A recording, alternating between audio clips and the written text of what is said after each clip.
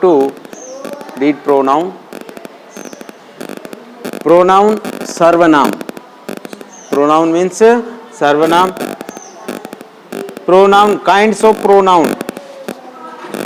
सर्वनाम के प्रकार, इनके बारे में आज हम रीड कर रहे हैं.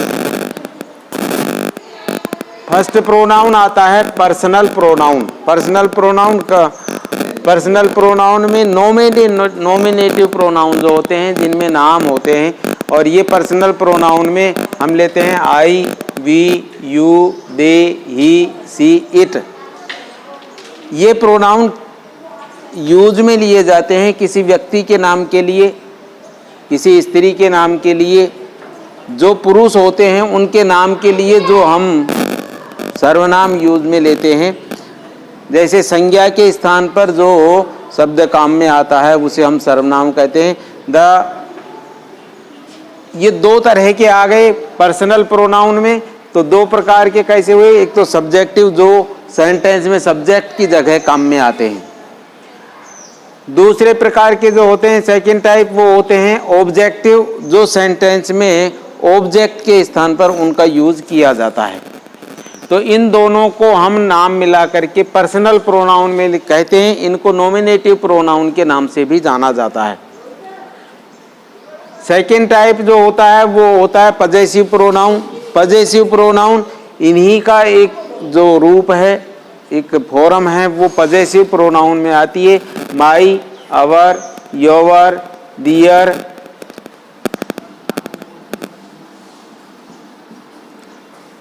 His, her, it.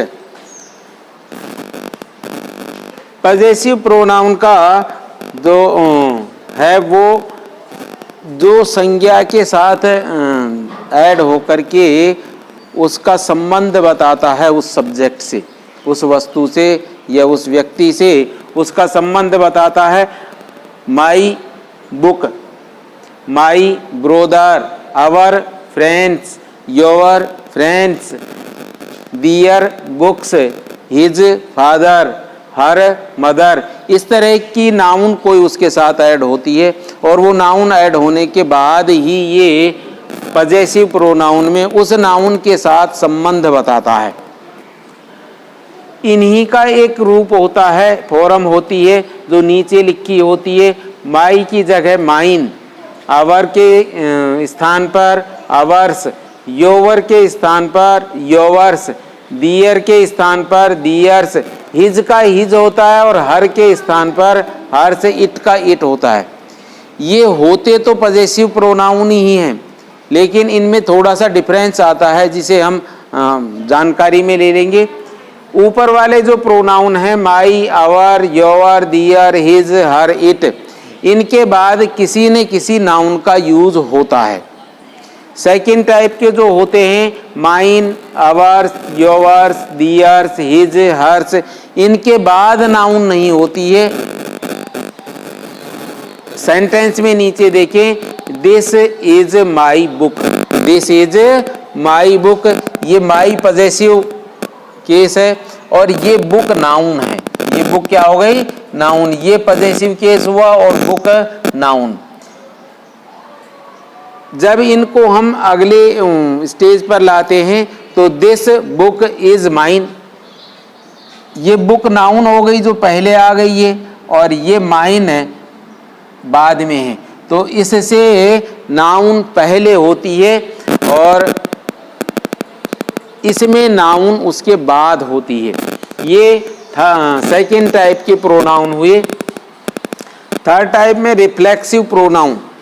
Reflexive pronoun में my self, our self is, your self, your self is, them self is, him self, her self, it self.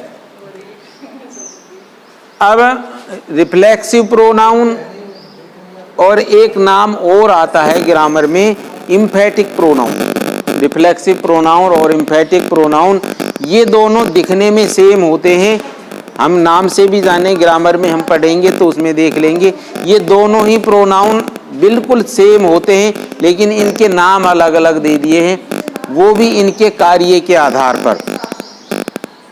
कार्य के आधार पर कैसे, जब इसमें सीधा कर्ता पर संबंध फर्क पड़ता है तब तो हम इसको रिफ्लेक्सिव प्रोनाउन में, कर्ता पर जब सीधा असर पड़ता है तो इनको ग्रामर में प्रयोग के लिए अलग अलग नाम से जाना जाता है, जिसमें सेंटेंस में आता है।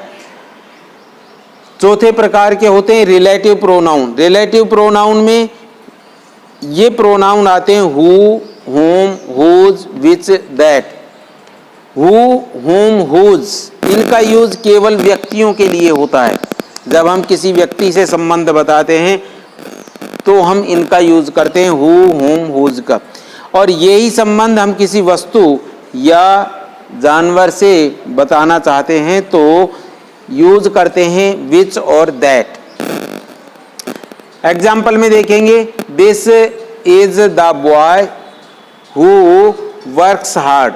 यहाँ जो हु रिलेटिव प्रोनाउन यूज में लिया है वो this is the boy work hard. अब ये जो संबंध है हु, ये बॉय का संबंध, द बॉय का संबंध किससे कनेक्ट कर रहा है, वर्क्स हार्ड, जो कठिन परिश्रम करता है। तो यहाँ उसकी कुछ संबंध है, वो हु के साथ हार्ड वर्क का संबंध है। आज हमने 4 प्रोनाउन इसमें पढ़े हैं। नेक्स्ट में 4 और बचे हैं तो वो कल के उस वीडियो में हम लेंगे।